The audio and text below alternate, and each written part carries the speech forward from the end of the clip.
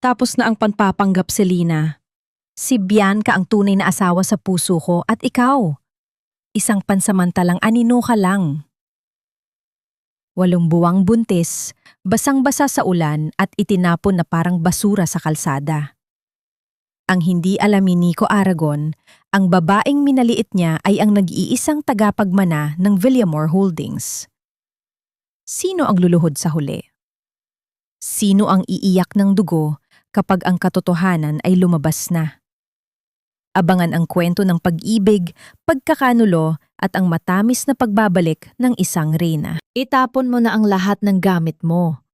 Ayaw kong may maiwang kahit anong amoy mo rito kapag lumipat na si Bianca bukas.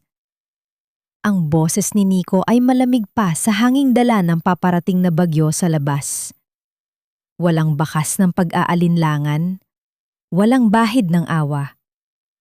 Ang bawat salita niya ay parang latay na humahagupit sa katahimikan ng kanilang sala. Sa mga sandaling iyon, dahan-dahang ibinaba ni Selena ang hawak niyang karayong at sinulid. Nakaupo siya sa lumang tumba-tumba, maingat na tinatapos ang pagbuburda ng maliliit na bulaklak sa laylayan ng isang puting baru-baruan. 8 buwan na ang bigat ng kanyang tiyan, isang buhay na kanina lang ay masayang sumisipa. Ngunit, tila naramdaman din ang panlalamig ng kanyang ama, kaya biglang tumahimik.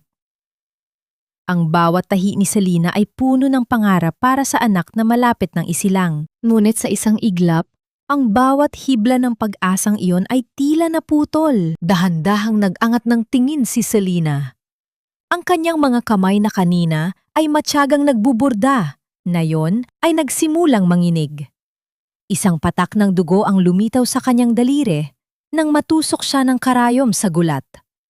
Ngunit hindi niya naramdaman ang hapdi nito.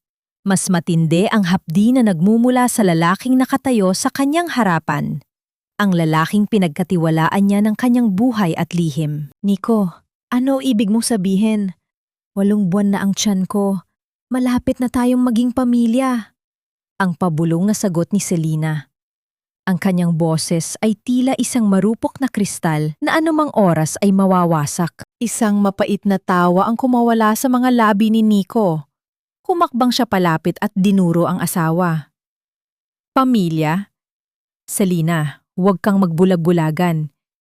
Pinakasalan lang kita dahil akala ko ay ikaw ang susi sa katahimikan ko habang wala si Bianca. You were just a replacement. Isang pansamantalang unan habang wala ang tunay kong mahal. At ngayon, nagbalik na siya. Wala ka ng puwang dito. Kasabay ng mga salitang iyon ay ang pagbukas ng pinto. Pumasok ang isang babaeng nakasuot ng mamahaling sutla. Ang bawat hakbang ay naglalabas ng tunog ng sapatos na tila nagmamarka ng pananakop. Si Bianca. Lumingon ito sa paligid ng maliit at simpleng sala ni Selena nang may pandidiri. Nico darling, ang baho naman dito. Amoy langis at murang sabon. Ganito mo ba tiniis ang buhay mo kasama ang babaeng ito? Ani Bianca, habang tinatakpan ang kanyang ilong gamit ang isang panyong may burda ng mamahaling tatak. Tila tumigil ang pag-ikot ng mundo para kay Selena. Ang kanyang paningin ay nagsimulang lumabo dahil sa nagbabadyang mga luha, ngunit pinigilan niya itong pumatak. Ang kanyang buong pagkatao ay tila naging manhid. Ang mga gamit sa bahay na kanyang pinaghirapang linisin, ang hapagkain ng laging may mainit na pagkain para kay Nico, at ang bupre na kinalalagyan ng mga pangarap nila ay tila naging mga estranghero sa kanyang paningin. Hindi nakapagsalita si Selena. Ang kanyang lalamunan ay tuyot. Tila may nakabara na tinik na pumipigil sa kanyang huminga. Gusto niyang sumigaw. Gusto niyang itanong kung nasaan ang mga pangakong binitiwan nito sa harap ng dambana. Ngunit ang tanging narinig niya ay ang sarili niyang pintig ng puso na tila isang tambol na nagbabadya ng kanyang katapusan. Huwag ka nang tumingin ng ganyan, Selena. Magpakatotoo tayo. Isang hamak na probinsyana ka lang na walang maibibigay sa akin, kundi ang pagiging asawang bahay. Si Bianca ang kailangan ko para umangat ang negosyo ko. Siya ang may koneksyon, siya ang may ganda, at siya ang mahal ko. Pagpapatuloy ni Nico, bawat salita ay mas matalas pa sa nauna. Lalong humigpit ang hawak ni Selena sa baro-baro ang kanyang tinatahi. Napansin niya ang patak ng dugo sa puting tela mula sa kanyang daliri. Ang mansang yon ay tila simbolo ng kanyang pag-ibig. Marangal, ngunit dinungisan ng pagtataksil. Sa ilalim ng kanyang dibdib, muling gumalaw ang sanggol. Isang mahinang sipa na tila nagtatanong kung bakit nagkakagulo ang mundo sa labas. Tumingin si Selena kay Nico, hindi bilang isang asawang nagmamakaawa, kundi bilang isang babaeng unti-unting namamatay ang loob. Ang lahat ba ng sakripisyo ko, Nico? Ang lahat ng pag-aalaga ko sa'yo noong wala ka pan kahit 5?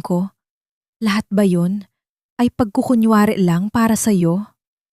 Isang malakas na kalabog ang narinig ng ihagis ni Nico ang isang maleta sa paanan ni Selena. Ang tunog na iyon ay tila hudyat ng kanyang pagpapatalsik. Wala akong pakialam sa nakaraan, Selena. Ang mahalaga ay ang ngayon. At sa ngayon, basura ka na sa buhay ko. Umalis ka na bago ko patawagin ang mga security para kaladkarin ka palabas. At wag na wag mong iisiping gamitin ang batang yan para balikan ako. Hindi ko kailangan ng anak mula sa isang katulad mo. Tumayo si Selena nang may panginginig sa kanyang mga tuhod. Hawak ang kanyang malaking tiyan, hinarap niya ang dalawa. Ang ulan sa labas ay nagsisimula ng bumuhos ng malakas. Ang bawat patak sa bubong ay tila mga luhang hindi niya mailabas. Sa kanyang isipan, isang tanong ang paulit-ulit na umaalingaw-ngaw. Ito ba ang kabayaran ng pananatili ko sa anino? Para sa lalaking inakala kong liwanag ng buhay ko? Hanggang kailan kailangang magtiis ng isang pusong tapat bago ito tuluyang sumuko? Tumalikod si Nico at inakbayan si Bianca patungo sa hagdan. Iniwan si Selena na nakatayo sa gitna ng kadiliman ng kanilang sala. Ang lamig ng gabi ay nagsimulang pumasok sa kanyang mga buto. Ngunit mas matindi ang lamig na nananalaytay sa kanyang puso. Ang ulan ay walang awa sa pagbagsak. Tila, nagdangalit ang langit sa inhustisyang masasaksihan nito sa lupa. Ang bawat malamig na patak ay tumutusok sa balat ni Selena habang siya ay pabagsak na naglalakad palabas ng tarangkahan ng tahanang inakala niyang kanlungan. Hawak lamang niya ang isang maliit na bag na naglalaman ng ilang pirasong damit at ang duguan, hindi pa tapos na baru-baruan ng kanyang sanggol. Ang kanyang mabigat na tiyan ay halos hindi na niya madala. Ngunit mas mabigat ang pasaning dinala ng kanyang puso.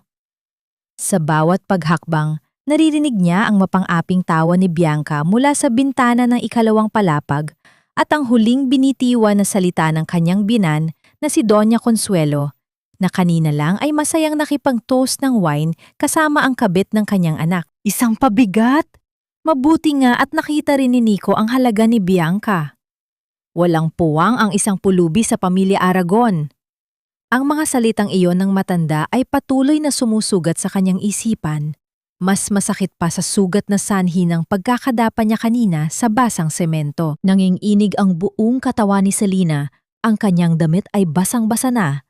Nakadikit sa kanyang balat, nagpapakita ng kanyang kalagayan bilang inang malapit nang isiilang ang kanyang anak.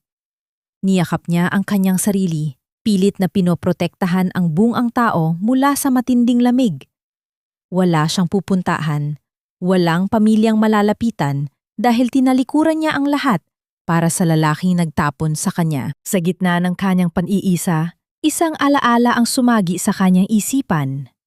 Kanina, bago siya tuluyang itaboy papalabas ng pinto, isang magaspang ngunit mainit na kamay ang humawak sa kanya.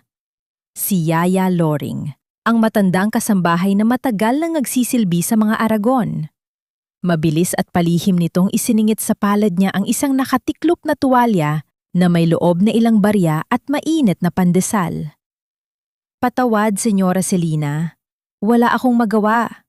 Ang pabulong nitong sabi na may kasamang luha. Ang maliit na gawaing yon ng kabutihan ang tanging nagbibigay ng kaunting init sa nanghihina niyang katawan. Naupo siya sa ilalim ng isang puno sa gilid ng kalsada. Pilit na nagtatago mula sa galit ng kalikasan. Ang tubig baha ay nagsimula ng umabot sa kanyang mga bukong-bukong. Tumingala siya sa madilim na langit. Ang mga luha niya ay humalo sa patak ng ulan. Pinikit niya ang kanyang mga mata at ipinagdarasal ang buhay ng kanyang anak. Patawad, anak ko.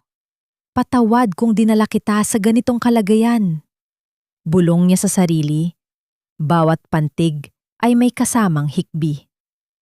Habang ang lamig ay unti-unting pinapaubos ang kanyang malay, isang liwanag ang bumasag sa dilim ng gabi. Ang nakakapasong sinag ng headlamp ng isang sasakyan ay tumama sa kanyang muka. Pilit niyang idinilat ang kanyang mga mata, umaasang ito ay isang nagmamalasakit na dumaan, ngunit may parte rin sa kanya na natatakot na baka mga tauhan ito ni Nico upang tuluyan siyang ipagtabuyan sa malayo. Isang itim at makinis na sasakyan, pambihira ang kagaraan at tila hindi nababagay sa magulong kalsada ng gabing iyon, ang dahan-dahang huminto sa tapat niya. Ang tunog ng makina nito ay mahina at tahimik, tanda ng mamahaling pagkakagawa. Bumukas ang pinto ng sasakyan at isang matangkad na lalaki nakauniporme ang mabilis na bumabahawak ang isang malaking itim na payong. Tumakbo ang lalaki palapit sa kanya at pinandungan siya upang hindi na mabasa ng ulan. Dahan-dahan itong lumuhod sa putikan. Hindi ininda ang pagkasira ng kanyang malinis na kasuotan. Ang lalaki ay tumingin sa kanya ng may matinding paggalang at awa, isang pagtingin na matagal na niyang hindi nakikita mula kaninuman, simula nang maging asawa siya ni Nico. Ang pamilyar na mukhang iyon ay nagpalitaw ng mga alaalang matagal na niyang inilibing. Si Mang Carding, ang matagal ng tapat na driver ng kanyang pamilya. Sino ang lalaking ito? At bakit narito siya sa gitna ng unos para sa isang tulad niyang itinapon? Unti-unting bumaba ang tinted na bintana ng sasakyan mula sa likuran. Sa pamamagitan ng maliit na uwang na iyon, isang boses na malalim at nag-uutos, isang boses na nagtataglay ng kapangyarihang hindi pwedeng hindi pansinin, ang umalingaw-ngaw sa gitna ng bumubuhos na ulan. Huli na ba ako, Senyorita Selina? Ang makinis na pag-andar ng sasakyan ay tila isang oyayi na nagheles sa pagod na katawan ni Selina. Ang malamig at marahas na ulan ng Maynila ay unti-unting napalitan ng tahimik at mabigat na hangin ng probinsya. Dahan-dahang nahati ang matataas na pintuang bakal na napapalamutian ng mga baging, nagbibigay daan patungo sa isang malawak na lupain na pamilyar sa kanyang puso. Ang sasakyan ay huminto sa harap ng isang napakalaking mansyon na yari sa sementong may antigong disenyo at makintab na kahoy, nakatayo ng buong tikas sa gitna ng kadiliman ng gabi. Ang amoy ng pino at alat ng dagat ng Batangas ay sumalubong kay Selina nang alalayan siya ni Mang Carding pababa. Bawat hakbang niya paakyat sa malapad na hagdanang marmol ay tila pag-ahon mula sa isang mahaba at nakakasakal na bangumot. Sa dulo ng bulwagan, sa ilalim ng liwanag ng isang naglalakihang aranya, nakatayo ang isang bulto ng babaeng nagaantay. Ang kanyang tikas ay hindi nabali ng panahon, at ang hawak nitong tungkod na yari sa kamagong ay tila setro ng isang reyna. Si Doña Pilar Villamor, ang matriarka ng pamilya, at ang lola na tinalikuran ni Selina dahil sa ngalan ng pag-ibig. Naglakad ang matanda papalapit. Ang bawat paglapat ng kanyang tungkod sa marmol ay nagpapakita ng awtoridad na hindi mapasusubalian. Tiningnan niya ang kanyang apo mula ulo hanggang paa, ang basang-basang damit, ang nanginginig na balikat, at ang malaking tiyan na nagdadala ng kanyang inaabangang apo sa tuhod. Tingnan mo ang ginawa mo sa sarili mo, Selina. Ang panimula ng matanda. Ang boses ay malalim at nagpipigil ng emosyon. Ilang beses kitang binalaan. Sinabi ko sa'yo na ang lalaking yon ay walang ibang mamahalin, kundi ang kanyang sarili at ang ambisyon niya. Pero pinili mong maging bulag. Pinili mong maging alipin sa sarili mong bahay para lang mapatunayan na kaya mong bumuo ng pamilyang malayo sa anino ng ating yaman. Bumagsak ang mga balikat ni Selina. Ang mga luhang kanina pa niya pinipigilan ay tuluyan ng kumawala, hindi dahil sa lamig ng ulan, kundi dahil sa init ng katotohanang sumampal sa kanya. Lumuhod siya sa harap ng matanda. Hindi ininda ang bigat ng kanyang tiyan. Niyakap niya ang mga binti ni Doña Pilar habang humihikbi ng walang patid. Ito ang iyak ng isang pusong napagod sa pagiging martir. Bumuntong hininga si Doña Pilar. Ang matigas na anyo ng matanda ay unti-unting natunaw. Dahan-dahan siyang yumuko at hinaplos ang basang buhok ng kanyang apo.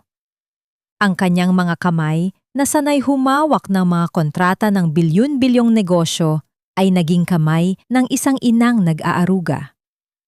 Tama na ang pag-iyak sa mga taong hindi alam ang halaga ng luha mo. Tumayo ka dyan. Hindi ganyan ang tindig ng isang Villamor. Ilang sandali pa, natagpuan ni Selena ang kanyang sarili sa loob ng isang maluwag at marangyang banyo. Ang maligamgam na tubig na may halong mahahalimuyak na langis ng rosas at sampagwita ay tila humuhugas hindi lamang sa putik ng kalsada, kundi pati na rin sa alaala ng baho ng murang sabon at langis na ipinangutya sa kanya ni Bianca.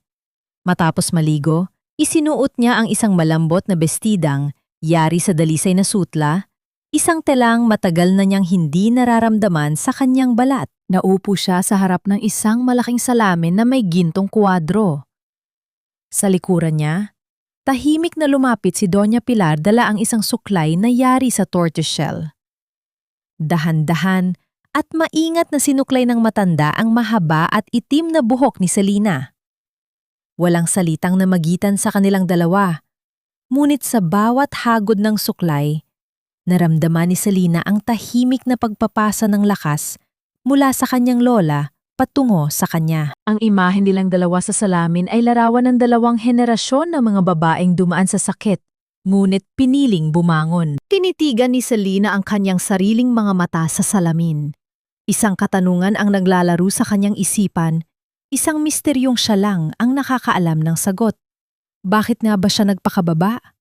Bakit niya itinago ang pagiging tagapagmana ng pinakamalaking kumpanya sa bansa para lang maging tagahugas ng pinggan ni Nico? Ginawa niya yon dahil gusto niyang mahalin siya bilang si Selena lang. Walang palamuti, walang titulo. Ngunit ang pag-ibig na inaakala niyang wagas ay isa palang patibong nagawa sa kasinungalingan. Hinawakan niya ang kanyang tiyan at huminga ng malalim. Ang mga matang kanina ay puno ng takot at awa sa sarili ay unti-unting napalitan ng isang malamig na determinasyon. Mamatay na ang Selena na api. Bulong niya sa salamin, ang boses ay buo at walang pag-aalinlangan. Isinisilang na ang Selena Villamor. Tumango si Doña Pilar na may munting ngiti ng pagmamalaki sa kanyang mga labi. Ibinaba niya ang suklay at kinuha ang isang makapal na leather folder na nakapatong sa gilid ng mesa. May nakatatak na gintong sagisag ng Villamor Holdings sa pabalat nito. Ibinaba ng matanda ang folder sa mismong harapan ni Selena. Kung ganoon ay handa ka na para rito. Wika ng matanda habang dahan-dahang binubuksan ang unang pahina. Lahat ng sikretong pondo, lahat ng impluwensya, at lahat ng yamang palihim mong ibinuhos para palaguin ang kumpanya ng asawa mo. Nakapangalan ang lahat ng ito sa isang nag-iisang benefactor. Oras na para singilin ang bawat sentimo at bawat patak ng luha na kinuha nila sa iyo, SV. Ang pamilyar na amoy ng ginisang bawang at sibuyas na palaging sumasalubong kay Nico tuwing uwi siya, ay tuluyan ng naglaho. Pinalitan ito ng matapang at nakakahilong amoy ng mamahaling pabango ni Bianca, tila pilit na binubura ang bawat alaala ng babaeng nag-alaga sa tahanang yon. Sa gitna ng sala, kung saan ilang gabi pa lamang ang nakalilipas, ay umiiyak na nakaluhod si Selena. Ngayon ay nagdiriwang ang 2 taong nabulag ng kasakiman. Ang pag-uumpuga ng kanilang mga babasaging kupa na may lamang mamahaling alak ay tila musika sa pandinig ni Bianca. Nakasandal siya sa dibdib ni Nico, nakasuot ng manipis na damit pantulog na malayo sa mga lumang kamisyeta na madalas iisipin ni Nico kapag naalala niya ang kanyang asawa. Hindi ka ba natutuwa, darling? Sa wakas ay malaya na tayo. Wala nang amoy mahirap sa bahay na ito. Malambing na wika ni Bianca habang inilalibot ang kanyang paningin sa mga kasangkapang pinaghirapang kintabe ng mga kamay ni Selena. Kailangan nating palitan ang mga kurtinang ito. Ang baduy ng taste ng asawa mo ay ex-wife mo pala. At gusto ko ng bagong sasakyan. Iyong babagay sa posisyon mo bilang isa sa mga nangunggunang CEO ngayon. Ngumiti si Nico at humalik sa no ng babae. Ngunit ang ngiting iyon ay hindi umabot sa kanyang mga mata. Pilit niyang iwinawaksi ang kaba na kanina pa bumabagabag sa kanyang isipan. Maghapon siyang nakatanggap ng mga tawag mula sa kanyang finance department. Ang mga malalaking pondo na palaging dumarating buwan-buwan mula sa kanilang pinakamalaking anonymous investor ay biglang nahinto. Walang abiso, walang paliwanag. Inisip na lamang niya na isa itong maliit na aberya sa bangko na madaling maaayos bukas. Siya, si Nico Aragon, isang matalinong negosyante. Hindi siya maaaring bumagsak. Habang abala si Bianca sa pagtingin ng mga mamahaling alahas sa kanyang telepono, nagpaalam si Nico upang kumuha ng isa pang bote ng alak sa kusina. Sa pagdaan niya sa pasilyo, nahagip ng kanyang paningin ang isang maliit na kabinet malapit sa pintuan na madalas pagtaguan ni Selena ng mga maliliit na bagay. Tila may isang puwersang nag-udyok sa kanya na buksan ang unang drawer. Sa isang sulok ng kahoy na lalagyan, may naiwan na isang munting bagay. Isang maliit na medyas ng sanggol, hinabe mula sa pinakamalambot na puting sinulid. Hindi ito nabili sa mamahaling tindahan, kundi matyagang binurda ng mga kamay. Kinuha ito ni Nico. Ang bigat ng munting telang yon ay tila naging isang malaking bato na dumagan sa kanyang dibdib. Sa isang kisap mata, bumalik sa kanyang isipan ang imahe ni Selena sa gitna ng ulan. Hawak ang kanyang malaking tiyan, nakatingin sa kanya ng may halong pakiusap at pamamaalam. Ang sarili niyang dugo at laman ay itinaboy niya sa gitna ng unos. Isang matinding pagkirot ang gumuhit sa kanyang puso. Isang kurot ng konsensya na matagal na niyang ibinaon sa limot. Nico, nasaan na ang alak ko? Ang tagal mo naman dyan. Ang matinis na tinig ni Bianca mula sa sala ay pumutol sa panandaliang pagmumuni-muni ng lalaki. Para nga papasong binitawan ni Nico ang munting medyas. Inihagis niya ito sa basurahan sa gilid ng pasilyo, tinabunan ng mga ginamit na tissue at pinilit na ibalik ang maskara ng isang mapagmataas na lalaki. Walang puwang ang pagsisisi sa mundong pinili niya. Nang makabalik siya sa sala, isang pamilyar na busina ng sasakyan ang narinig mula sa labas ng kanilang tarangkahan. Sumunod ang mabilis at sunod-sunod na paggatok sa kanilang pangunahing pinto. Ang kanilang gwardiya ay may iniyabot na isang makapal at itim na sobre na may natatanging gintong selyo. Nang unot ang noo ni Nico nang tanggapin niya ito. Ang selyong iyon ay pagmamay-ari ng Villamor Holdings, ang pinakamakapangyarihang imperyo ng negosyo sa bansa na matagal na niyang pinapang-arap na makatrabaho, ngunit palaging hindi siya pinapansin. Mabilis at halos manginig ang kanyang mga daliri nang punitin niya ang sobre. Inaasahan niyang isa itong imbitasyon o alok na partnership na mag-aangat sa kanya sa rurok ng tagumpay. Ngunit nang basahin niya ang nakasulat sa makapal na papel, unti-unting nawala ang kulay sa kanyang mukha. Ang kanyang mga tuhod ay tila naging halaya. Hindi ito imbitasyon. Ito ay isang formal at legal na abiso. Binasa niya ang mga salita ng paulit-ulit, hindi makapaniwala sa nakikita ng kanyang mga mata. Ang liham ay nagdedeklara ng agarang pag-atras ng lahat ng pondo, pagpapawalang bisa sa lahat ng mga kasunduan sa pamumuhunan, at agarang paniningil ng bilyon-bilyong pisong utang ng kanyang kumpanya sa loob ng 24 na oras. Bumagsak ang kamay ni Nico. Inagaw ni Bianca ang papel at naguguluhang binasa iyon.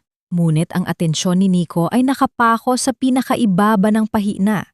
Sa ibabaw ng linya ng nag-apruba, naroon ang lagda na nagpapatunay kung sino ang tunay na nagmamay-ari ng kanyang inaakalang tagumpay, ang parehong tao na nagpabagsak sa kanyang imperyo sa isang iglap.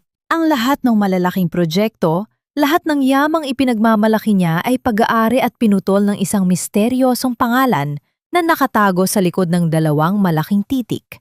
SV. Ang umaga ay sumikat sa lungsod, ngunit nagdala ng madilim na ulap sa opisina ni Nico Aragon.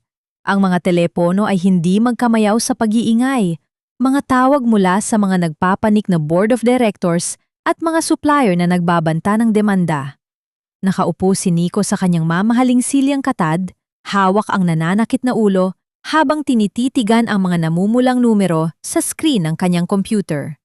Ang kanyang inaakalang matibay na imperyo ay unti-unting nagiging abo. Sir Nico, hindi po sumasagot ang opisina ng Villamor Holdings. Ang sabi ng sekretarya, ang bagong chairman ay walang oras na humarap sa inyo. Nanginginig na ulat ng kanyang executive assistant. Ang takot sa boses nito ay salamin ng kaguluhang nagaganap sa labas ng kanyang opisina. Napahampas si Nico sa kanyang mesa. Ang galit at kawalan ng pag-asa ay naghalo sa kanyang dibdib. Imposible! Hindi nila pwedeng bawiin ang lahat ng ganito kabilis. Hanapin mo kung sino ang SV na yan. Kailangan ko siyang makausap kahit lumuhod pa ako sa harap niya. Habang nangangatal na umalis ang assistant, ang pag-iisip ni Nico ay bumalik sa asawang kanyang itinaboy. Paano kaya si Selena? Buhay pa kaya ito? Isang bahagi ng kanyang isip ang nagnanais na sana ay nasa mabuting kalagayan ang ina ng kanyang anak. Ngunit mabilis niya itong ibinakse. Wala siyang oras para sa kahinaan. Kailangan niyang iligtas ang kanyang sarili. Samantala, sa isang eksklusibong kapehan hindi kalayuan sa opisina ni Nico, nakaupo si Bianca kasama ang dalawa niyang kaibigan na kilala sa pagiging palahingi ng pabor. Nakasuot siya ng pinakabagong disenyo ng damit mula sa Paris, nagyayabang tungkol sa kanyang paparating na bakasyon sa Europe gamit ang pera ng lalaking akala niya ay nag-uumapaw sa yaman. Kaya nga sinasabi ko sa inyo, you just have to know your worth. Hindi tulad ng ex niyang probinsyana na walang ginawa kundi maglinis ng banyo. Malakas na tawa ni Bianca. Hindi inaalintana ang mga mapanuring tingin ng ibang tao sa kapehan. Sa gitna ng kanyang pagyayabang, nag-vibrate ang kanyang telepono. Isang mensahe mula sa manager ng kanyang paboritong butik. Ma'am Bianca, we're sorry to inform you that your credit card under Mr. Aragon's name has been declined. Pakisettle po muna ang outstanding balance bago ninyo makuha ang mga reserved items. Nanunot ang no ni Bianca. Ang kahihiyan ay unti-unting gumapang sa kanyang muka. Nagpaalam siya ng madali sa mga kaibigan, nagdadahilang may emergency meeting si Nico at dali-daling lumabas. Ang inis at pagdududa ay nagsimulang mamuo sa kanyang isipan. Hindi maaaring maghirap si Nico. Hindi siya pumayag na maging kabit para lang mapunta sa wala. Malayo sa kaguluhang iyon, sa tahimik na opisina sa pinakamataas na palapag ng Villamor Tower, nakatayo si Selena sa harap ng malaking salamin na nakaharap sa buong Kamaynilaan. Ang kanyang malaking tiyan ay nakabalot sa isang elegante at itim na maternity dress. Ang dating mahina at maamong mukha ay napalitan ng isang mapagpasyang tingin. Sa kanyang likuran, tahimik na naghihintay ang isang koponan ng mga abogado at financial analysts. Senyorita, ang lahat ng pondo na ipinasok natin sa Aragon Enterprises ay matagumpay na nating nabawi sa pamamagitan ng mga legal na butas sa kontrata na sinadya nating iwan noon. Wala na silang natitirang operating capital. Sa loob ng 3 araw, mapipilitan silang magdeklara ng pagkabangkarote. Formal na ulat ng kanyang punong abogado. Hindi lumingon si Selena. Ang kanyang mga mata ay nakatitig sa direksyon kung saan nakatayo ang gusali ni Nico. Naalala niya ang bawat gabi na nagpuyat siya, palihim na nag-aaral ng mga financial reports upang gabayan si Nico mula sa likuran. Naalala niya ang bawat pondo na kanyang inilabas mula sa sarili niyang mana, pinapaniwala si Nico na iyon ay bunga ng sarili nitong galing. Ginawa niya yon upang hindi masaktan ang ego ng lalaki. Isang pagkakamali na hindi na niya uulitin. Magaling! Mahinang tugon ni Selena. Ang kanyang boses ay kalmado, ngunit nagtataglay ng talim na nakakahiwa. Ngunit hindi pa tayo tapos. Gusto kong maramdaman nila ang pagkawala ng kanlungan na ginawa nila sa akin. Bilhin ninyo ang lupang kinatatayuan ng bahay, na inuupahan nila ngayon. Huwag kayong magpapakita ng kahit anong dokumento na mag-uugnay sa akin. Hinarap ni Selena ang kanyang mga tauhan. Ang kanyang mga mata ay hindi nagpapakita ng awa, Tanging hustisya. At sa sandaling mabili na ninyo, gusto kong makatanggap sila ng eviction notice na yung araw din. Ibigay ninyo sa kanila ang eksaktong oras na ibinigay nila sa akin nang palayasin nila ako sa gitna ng ulan. Kinahapunan, habang pilit na pinapakalma ni Nico si Bianca na nagwawala dahil sa mga hindi naganang credit card, isang malakas na katok ang nagpatigil sa kanilang pag-aaway. Isang matangkad na sheriff na may kasamang 2 pulis ang nakatayo sa kanilang pintuan. May hawak itong manipis, ngunit mapanganib na papel. Nang inginig ang mga kamay, binasa ni Nico ang dokumento. Ang lupang kinatatayuan ng pangarap niyang bahay, ang bahay na inakala niyang pag-aari niya, ay nabili na ng isang bagong korporasyon. At mayroon silang 24 na oras upang lisanin ang lugar.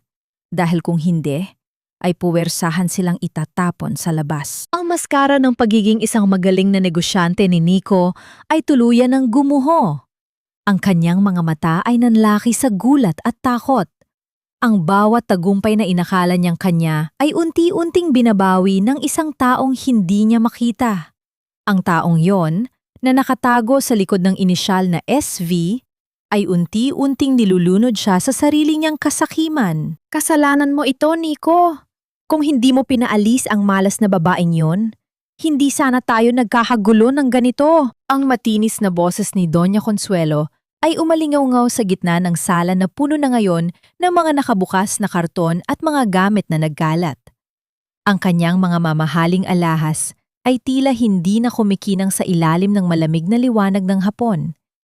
Galit niyang itinuro ang kanyang anak na si Nico na nakaupo sa sahig habang pilit na isinasalansan ang mga dokumentong wala na ring halaga. Ma, tumigil ka na! Si Selena ang may kasalanan nito. Iniwan niya tayo sa gitna ng krisis. Ang pasigaw na sagot ni Nico. Ang kanyang mga mata ay puyat at puno ng puot. Pilit pa rin niyang pinaniniwala ang kanyang sarili na siya ang biktima, na ang pag-alis ni Selena ang nagdala ng malas. Sa halip na aminin na ang sarili niyang kataksilan ang sumira sa lahat. Mula sa itaas ng hagdan, bumaba si Bianca na may dalang isang maliit na bag. Wala na ang kanyang matatamis na ngiti. Ang kanyang mukha ay balot ng inis at kawalan ng pakialam. Nico, hindi ko kayang tumira sa kung saang butas mo kami balak dalhin. Sabi mo ay CEO ka, pero bakit pati ang bahay na ito ay hindi mo kayang ipaglaban? Bianca, darling, sandali lang ito. Maayos ko rin ang lahat. Pakiusap ni Nico, ang boses ay puno ng desperasyon. Lumapit siya upang hawakan ang kamay ng babae. Ngunit, mabilis itong iniwas ni Bianca. Huwag mo akong hawakan. Akala ko ba ikaw ang hari ng industriya? Bakit tila isang tupa ka na ngayon na nawawala ng pastol? Ang bawat salita ni Bianca ay parang mga latay na humahagupit sa ego ni Nico. Ginamit ko ang lahat ng impluwensya ko para bumalik sa'yo. Tapos ito lang ang sasaluin ko? Isang bangkaroteng lalaki? Sa gitna ng kanilang pang-aaway, ang mga tauhan ng bagong may-ari ng lupa ay nagsimula ng pumasok sa loob ng bahay. Wala silang imik. Ang bawat hakbang nila ay naglalabas ng tunog ng sapatos sa makintab na sahig na tila isang martsa ng kamatayan para sa pamilya Aragon. Nagsimula silang maglagay ng mga selyo sa mga gamit na hindi na maaaring dalhin dahil kinuha na bilang kabayaran sa utang. Isang matandang plorera na paborito ni Doña Consuelo ay hindi sinasadyang nasagi ng isa sa mga trabahador. Ang tunog ng pagbagsak nito at ang pagkawasak ng porselana sa sahig ay tila simbolo ng tuluyang pagguho ng kanilang palasyong buhangin. Ang bawat piraso ng kristal na tumalsik ay nagpapakita ng kanilang nadurugong danggal. Malayo sa kaguluhang iyon, sa tahimik na dalampasigan ng Batangas, dahan-dahang naglalakad si Selena. Ang kanyang mga paa ay lumulubog sa malambot na buhangin, dinadama ang malamig na dampi ng alon sa kanyang balat. Ang hangin ay nadadala ng amoy ng kalayaan at bagong simula. Ang kanyang tiyan ay mas lalo nang lumaki, At sa bawat sipa ng sanggol, nararamdaman niya ang isang uri ng pag-asa na hindi kailanman naibigay ni Nico sa kanya. Malapit na, anak. Bulong ni Selena sa hangin. Huwag kang mag-alala. Ang mundong ginalawan natin noon ay gumuho na. Dito, sa ilalim ng proteksyon ng ating tunay na pamilya, walang sinumang makakasakit sa atin. Naupo siya sa isang malaking ugat ng puno ng balite. Tinitingnan ang paglubog ng araw na nagbibigay ng kulay kahel at lila sa langit. Ang katahimikan ng Batangas ay tila isang gamot na unti-unting naghihilom sa kanyang mga sugat. Ngunit sa likod ng kanyang isipan, alam niyang hindi pa tapos ang laban. Ang pagbagsak ng ari-arian ni Nico ay simula pa lamang. Ang tunay na hustisya ay hindi lamang nakukuha sa pera, kundi sa pagpapakita sa kanila ng katotohanang matagal na nilang binaluktot. Isang tauhan ni Doña Pilar ang lumapit sa kanya ng may paggalang. Senyorita Selena, may balita po mula sa lungsod. Tuluyan na silang pinalaya sa mansyon. Si Nico Aragon ay kasalukuyang naghahanap ng matutuluyan sa isang murang apartment sa Quezon City. Isang mapait na ngiti ang sumilay sa mga labi ni Selena. Hayaan niyo silang manirahan sa dilim. Gusto kong maramdaman nila ang bawat sentimo ng kahirapang ipinalasap nila sa akin. Tumayo si Selena. Ang kanyang tindig ay matatag at puno ng dignidad. Ngunit sa sandaling iyon, isang kakaibang sakit ang gumuhit sa kanyang puson. Napahawak siya sa kanyang tiyan at huminga ng malalim. Hindi pa ito ang oras para sa panganganak, ngunit ang tensyon ng nakaraang mga araw ay tila naniningil na sa kanyang katawan. Sa kanyang pagbalik sa mansyon, isang itim na folder ang nakapatong sa kanyang lamesa. Ito ay hindi tungkol sa pera o sa bahay. Ito ay isang ulat mula sa isang pribadong ospital kung saan nagpa-check up si Nico ilang taon na ang nakalilipas. Isang ulat na palihim na kinuha ng mga tauhan ni Doña Pilar. Nang buksan ni Selena ang folder, ang kanyang mga mata ay nanlaki. Ang katotohanang nakasulat sa puting papel ay mas malakas pa sa anumang pasabog na inihanda niya. Ang sikretong ito, ang magiging huling pako sa krus ni Nico Aragon. Ang katotohanang wawasak sa huling hibla ng kanyang pagkalalaki at pag-asa. Ang tanong ay, handa na ba si Selena na ilabas ang huling alas na ito? O hahayaan muna niyang mabulok si Nico sa sarili nitong kasinungalingan? Ang amoy ng luma at siksik na hangin sa loob ng maliit na apartment sa Quezon City ay tila lason na unti-unting pumapatay sa natitirang dangal ni Nico Aragon. Ang bawat patak ng tubig mula sa tumutulong gripo sa kanilang kusina ay nagbibigay ng ritmo sa kanyang paghihirap. Isang paalala na ang kanyang maranyang buhay ay isa na lamang malabong panaginip. Sa loob ng silid na iyon, kung saan ang init ay hindi kayang pawiin ng isang maliit at maingay na electric fan, ang tunay na kulay ng mga taong nakapaligid sa kanya ay unti-unting lumalabas. Nico, hindi ko na kaya rito. Ang dumi-dumi, ang sikip, at wala man lang maayos na banyo. Ang sigaw ni Bianca ay tila isang matulis na bagay na bumabaon sa tenga ni Nico. Nakatayo ang babae sa gitna ng silid, hawak ang kanyang mukha na punong-puno ng galit at pandidire. Sabi mo ay gagawa ka ng paraan. Sabi mo ay babawiin mo ang lahat. Pero bakit hanggang ngayon ay dito pa rin tayo nabubulok? Hindi sumagot si Nico. Nakatitig lang siya sa kanyang mga kamay na dati ay sanay humawak ng mga mamahaling ballpen at kontrata, ngunit na yon ay nanginginig sa gutom at pagod. Sinisikap ko, Bianca, pero lahat ng pinto ay nakasara. Tila may isang malakas na puwersa na humaharang sa bawat hakbang ko. Ang bawat kumpanyang lapitan ko, biglang tumatanggi kapag narinig ang pangalan ko. Baka dahil wala ka talagang silbi kung wala ang pondo ng misteryosong investor na iyon. Panunumbat ni Bianca, bawat salita ay puno ng lason. O baka dahil ang swerteng sinasabi mo ay dala lang pala ng asawa mong itinapon mo. Aminin mo na, Nico. Noong nandoon si Selena, lahat ng gusto mo ay nakukuha mo. Noong wala na siya, tila pati ang tadhana ay tinalikuran ka na. Isang malakas na pagsara ng pinto ang nagpadama ng yanig sa mga manipis na pader ng apartment. Lumabas si Bianca, marahil ay hahanap na ibang matutuluyan o ibang lalaking sa sandalan.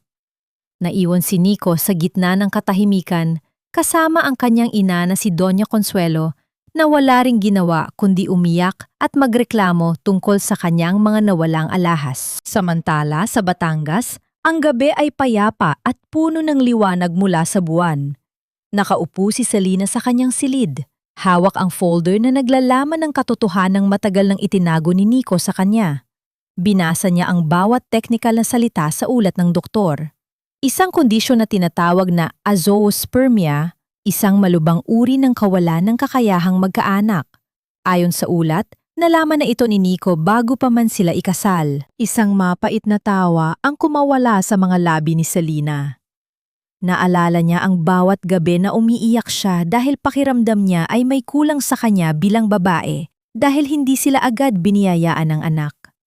Naalala niya kung paano siya pinalabas ni Nico na siya ang may problema, kung paano siya pinainom ng kung ano-anong bitamina at pinilit na mag-undergo ng mga masakit na pagsusuri habang ang lalaking ito ay alam na sa simula pa lang na siya ang dahilan. Napakawalang hiya mo, Nico! Bulong ni Selena sa kadiliman. Ang kanyang mga mata ay nag-aapoy sa galit. Ginamit mo ang aking kahinaan, ang aking pagnanais na magkaroon ng pamilya para manipulahin ako. Pinaniwala mo ako sa isang kasinungalingan habang ikaw ang may malaking lihim. Pumasok si Doña Pilar sa silid at naupo sa tabi ng kanyang apo. Hinawakan niya ang kamay ni Selena, nadarama ang init ng galit nito. Nalaman mo na ang lahat, hindi ba? Ang lalaking yun ay hindi lamang magnanakaw ng yaman, kundi magnanakaw din ng dignidad. Inangkin niya ang bunga ng IVF process na isinagawa ninyo noon bilang kanyang sariling himala, habang alam niyang wala siyang kakayahang magbigay ng buhay. Tumango si Selena. Lola, noong pumayag siyang sumailalim kami sa IVF gamit ang anonymous donor, pinalabas niya na ginagawa niya iyon dahil sa sobrang pagmamahal sa akin. Dahil ayaw niyang makita akong malungkot. Pero ang totoo, ginamit niya ang pagkakataong iyon para itago ang kanyang kapansanan at itali ako sa kanya gamit ang isang anak na gagamitin niya sa kanyang mga plano. Ngunit nagkamali siya, Selena. Wika ni Doña Pilar ng may malamig na ngiti. Dahil nakalimutan niya ang isang mahalagang dokumento na pinirmahan niya sa harap ng mga abogado ng pamilya Villamor bago ang proseso. Isang kasunduan na nagsasabing tatalikuran niya ang lahat ng karapatan sa bata kung sakaling mapatunayang siya ay nagtaksil o lumabag sa kanyang sumpa bilang asawa. Isang biglang sipa mula sa kanyang tiyan ang nagpabalik sa wisyo ni Selena. Napahawak siya sa kanyang puson nang may kasamang aray. Ang sakit ay hindi tulad ng dati. Ito ay mas matindi. Mas dahan-dahan ang pag-ikot sa kanyang katawan. Ang kanyang mukha ay namutla at ang pawis ay nagsimulang mamuo sa kanyang noo. Lola, tawag ni Selena. Ang boses ay puno ng kaba. Lola, ang bata, tila hindi na siya makapaghintay. Ang katahimikan ng gabi sa Batangas ay nabasag ng mabilis na pagtakbo ng mga kasambahay at ang tunog ng makina ng sasakyan na inihahanda. Sa gitna ng sakit, isang bagay ang malinaw sa isip ni Selena. Ang batang isisilang niya ay hindi kailanman magiging sandata ni Nico Aragon. Ito ang kanyang anak, ang kanyang tagapagligtas, at ang kanyang huling tagumpay. Ngunit habang dinadala siya sa ospital, isang misteryong mensahe ang dumating sa telepono ni Doña Pilar. Isang litrato ni Nico na nakatayo sa labas ng gate ng kanilang mansyon sa Batangas. May dalang mga dokumentong mukhang legal. Tila, nalaman na ni Nico kung nasaan ang kanyang asawa at handa siyang gamitin ang huling alas na inaakala niyang mayroon siya. Ang karapatan ng isang ama. Ang bawat segundong lumilipas ay tila isang habambuhay na paghihirap para kay Selena. Sa loob ng puting silid ng ospital, ang amoy ng alkohol at gamot ay humahalo sa amoy ng kanyang sariling pawis. Ang bawat contraction ay tila isang higanteng alon na humahampas sa kanyang katawan, dinudurog ang kanyang balakang, at binabaybay ang kanyang buong pagkatao ng sakit na hindi maipaliwanag. Hawak niya ng mahigpit ang riles ng kama. Ang kanyang mga kuko ay tila bumabaon sa bakal sa bawat bugso ng hapdi. Huminga ka ng malalim, Selina. Gawin mo ito para sa anak mo. Ang mahinahong tinig ni Doña Pilar ay tila isang angkla sa gitna ng bagyong nararanasan niya. Ngunit sa likod ng kanyang mga mata, nakikita ni Selina ang tensyong pilit na itinatawid ng kanyang lola. Sa labas ng gusali ng ospital, malayo sa kapayapaan ng maternity ward, isang kaguluhan ang nagaganap. Si Nico Aragon, na may suot na gusot na barong at mga matang puno ng desperasyon, ay pilit na nakikipagtalo sa mga armadong gwardiya ng pamilya Villamor. Kasama niya ang isang lalaking naka-Amerikana na may hawak na makapal na dokumento, ang kanyang abogado, na kinuha gamit ang huling perang natira sa kanyang bulsa. Karapatan ko ito! Asawa ko ang nasa loob at anak ko ang isinisilang niya! Ang pasigaw na bulyaw ni Nico, ang kanyang boses ay nanginginig sa galit at takot. Wala kayong karapatang pigilan ang isang ama na makita ang kanyang anak. Papasukin niyo ako o idedemanda ko kayong lahat ng kidnapping. Isang malamig na katahimikan ang sumalubong sa kanyang pagwawala nang bumukas ang malaking pintuang salamin ng ospital. Lumabas si Doña Pilar, ang kanyang tindig ay tila isang pader na hindi kayang tibagin ng anumang unos. Tumingin siya kay Nico nang may matinding pandidiri, isang tingin na tila tumutusok sa kaluluwa ng lalaki. Ama, ngayon mo ba naalala ang salitang yan, Nico? Wika ng matanda. Ang boses ay mababa ngunit puno ng awtoridad. Noong itinapon mo ang asawa mo sa gitna ng bagyo, nasaan ang malasakit mo sa batang sinasabi mong anak mo? Noong pinili mo ang iyong kabit kaysa sa kaligtasan ng pamilya mo, kinilala mo ba ang karapatang sinasabi mo ngayon? Doña Pilar, pakiusap. Nagkamali ako, alam ko yon. Ang boses ni Nico ay biglang naging mapagkumbaba, isang huwad na pagsisisi na madaling mahalata. Gusto ko lang bumawi. Gusto kong maging bahagi ng buhay ng anak ko. Hindi niyo ako pwedeng alisan ng karapatang biological. Isang mapait na tawa ang kumawala sa mga labi ni Doña Pilar. Biological? Huwag mo kaming gawing tanga, Nico. Alam namin ang lahat. Alam namin ang tungkol sa iyong kondisyon. Alam namin na ang batang isinisilang ngayon ay bunga ng pagmamahal ni Selina at ng siyensya, hindi ng iyong sariling binhi.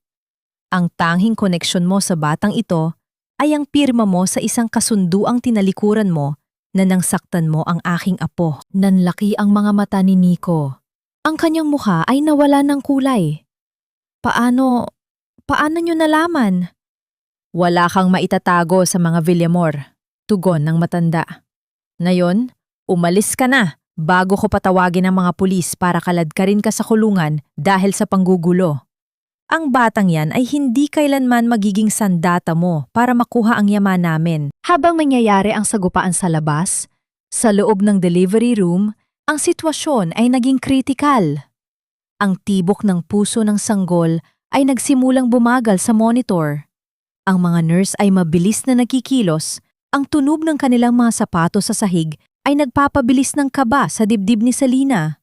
Doktor, bumababa ang oxygen level ng bata. Sigaw ng isang nurse. Naramdaman ni Selina ang isang matinding lamig na bumabalot sa kanyang katawan. Ang kanyang paningin ay nagsisimulang magdilim. Ang anak ko! Iligtas niyo ang anak ko! Ang huling pabulong na hiling niya bago tuluyang mawalan ng malay. Ang huling narinig ni Selina ay ang mabilis na pagbukas ng mga gamit na metal at ang nagmamadaling utos ng doktor para sa isang emergency cesarean section. Sa labas, hindi pa rin umaalis si Nico, nakatitig sa pinto ng ospital habang ang kanyang abogado ay may ibinubulong sa kanya tungkol sa isang bagong estratehiya upang makuha ang kustodiya ng bata sa oras na lumabas ang birth certificate nito. Magtatagumpay ba si Nico sa kanyang planong gamitin ang bata bilang kanyang huling baraha? O ito na ang katapusan ng kanyang mga pangarap sa sandaling malaman niya ang nilalaman ng birth certificate na inihanda ni Selena. Ang bawat tunog ng monitor sa loob ng operating room ay tila tibok ng isang orasan na nabibilang ng mga huling sandali ng pagkakataon. Sa ilalim ng malakas at malamig na puting ilaw, ang katawan ni Selena ay tila isang marupok na sisidlan na pilit na pinagkakapit ang kanyang huling lakas. Ang kanyang malay ay lula ng isang madilim na dagat kung saan naririnig niya ang malalayo at malabong utos ng mga doktor, ang kalansing ng mga kagamitang bakal at ang mabilis na pag-agos ng kanyang sariling buhay. Sa labas, ang katahimikan sa pasilyo ay kasing bigat ng isang parusa. Nakaupo si Doña Pilar sa isang silyang kahoy. Ang kanyang mga kamay ay mahigpit na nakasara, habang ang kanyang mga labi ay walang tigil sa pagbulong ng mga panalangin matagal na niyang hindi nabibigkas. Ang kanyang pagiging matapang at mapagmataas ay tila naglaho, napalitan ng isang lola na natatakot na mawala ng nag-iisang apo na nagbigay ng kulay sa kanyang matandang buhay. Isang matalas at mahabang tunog mula sa loob ng silid ang nagpapatigil sa kanyang paghinga.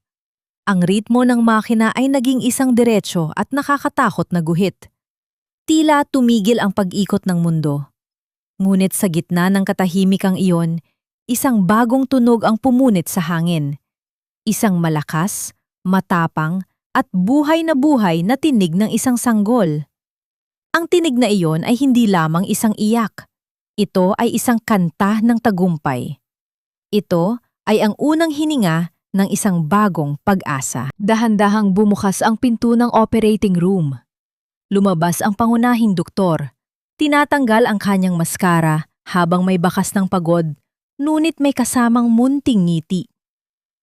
Ligtas po sila, Doña Pilar, isang napakagandang sanggol na babae.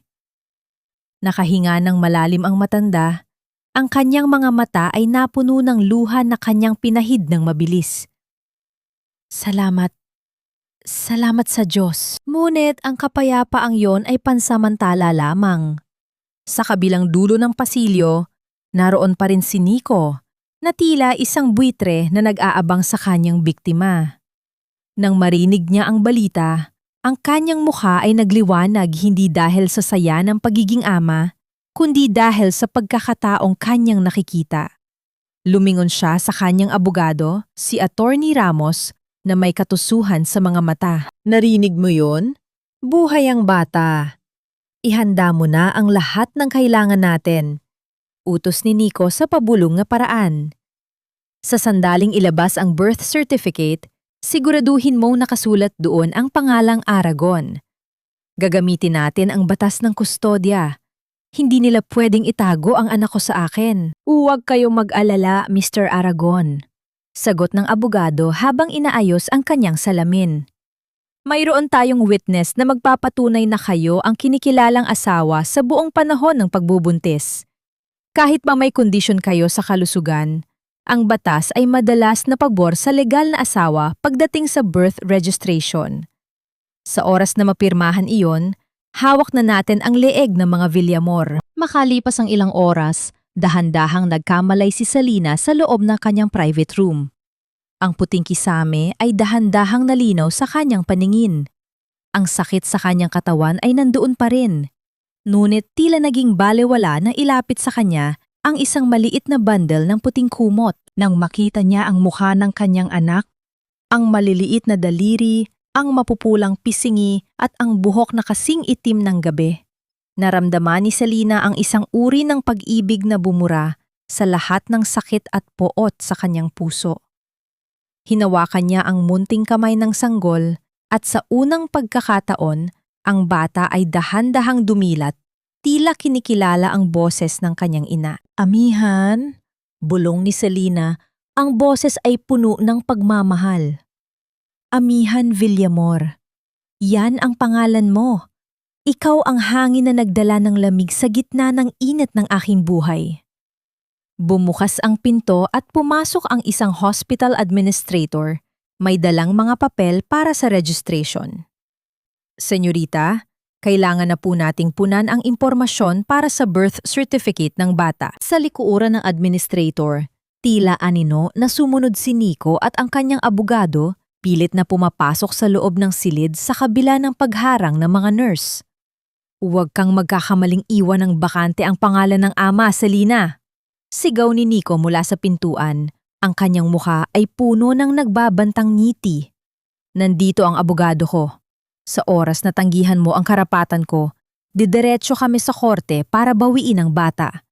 Masisira ang pangalan ng pamilya nyo sa eskandalong gagawin ko. Tumingin si Selina kay Nico. Hindi nang may takot, kundi may kasamang malalim na awa sa kanyang pagkatao. Dahan-dahan niyang kinuha ang ballpen mula sa administrator. Ang kanyang kamay ay matatag, walang bakas ng pang-inginig. Ano ang isusulat ni Selina? Susuko ba siya sa banta ni Nico para sa katahimikan? O mayroon siyang inihandang sorpresa na hindi inaasahan ng lalaking inakala niyang kilala na siya ng lubos? Ang bawat titik na isinusulat ni Selina sa puting papel ay tila bawat hakbang ng kanyang paglaya. Sa gitna ng tensyon sa loob ng silid, kung saan ang hininga ni Nico ay maririnig sa sobrang lapit at ang katusuhan ni Attorney Ramos ay tila bumabalot sa paligid, nanatiling kalmado ang kamay ng bagong ina. Ang maliit na si Amihan ay payapang natutulog sa kanyang tabi. Walang kamalay-malay na ang kanyang kinabukasan ay kasalukuyang nakasalalay sa dulo ng isang ballpen. Huwag mong subukan ang pasensya ko, Selina. Pag-uulit ni Nico, ang kanyang boses ay may halong pang-inginig ng galit. Isang pirma mo lang ng pangalan ko at tapos na ang gulo. Magiging maayos ang lahat. Pwede nating pag-usapan ang sustento, ang kustodya. Basta huwag mo akong itatrato na parang hangin lang. Isang ama na parang hangin? Sa wakas ay nagsalita si Selina. Ang kanyang boses ay mahina dahil sa katatapos lang na operasyon. Ngunit ang bawat salita ay may bigat ng isang hatol. Nakalimutan mo yata, Nico. Noong gabi ng bagyo, ikaw mismo ang nagsabing hindi mo kailangan ng anak mula sa isang katulad ko. Ikaw ang nagpasyang maging hangin sa buhay ng batang ito bago pa man siya isilang. Ibang usapan yun! Galit lang ako noon! Giit ni Nico habang pilit na lumalapit sa kama. Ngunit mabilis siyang hinarang ng dalawang malalaking bodyguard ni Doña Pilar. Attorney Ramos, sabihin mo sa kanya. Sabihin mo sa kanya ang karapatan ko bilang asawa. Tumikim ang abogado at nag-ayos ng salamin. Senyorita Selina, ayon sa family code, ang bata ay ituturing na lehitimong anak ng mag-asawa dahil isinilang siya sa loob ng isang balidong kasal. Ang pagtanggi ninyong ilagay ang pangalan ni Mr. Aragon ay maaaring ituring na pagsisinungaling sa isang pampublikong dokumento. Maaari naming ipawalang bisa ang birth certificate na yan sa korte at kuhanin ang kustodiya ng bata dahil sa inyong unstable mental condition. Isang malamig ng ngiti ang sumilay sa mga labi ni Selina. Tumingin siya kay Doña Pilar na nakatayo sa dulo ng silid.